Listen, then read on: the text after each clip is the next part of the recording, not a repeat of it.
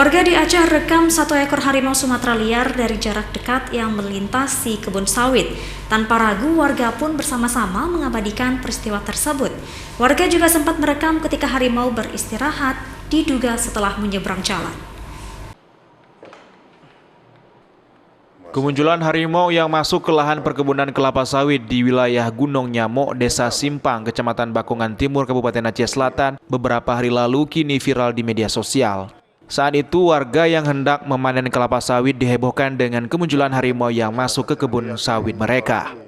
Dan mereka pun mengabadikan peristiwa langka tersebut secara bersama-sama. Momen kemunculan harimau ke perkebunan kelapa sawit milik warga itu sempat diabadikan oleh warga yang melihat langsung di lokasi. Video penampakan harimau itu kini juga telah beredar luas di media sosial.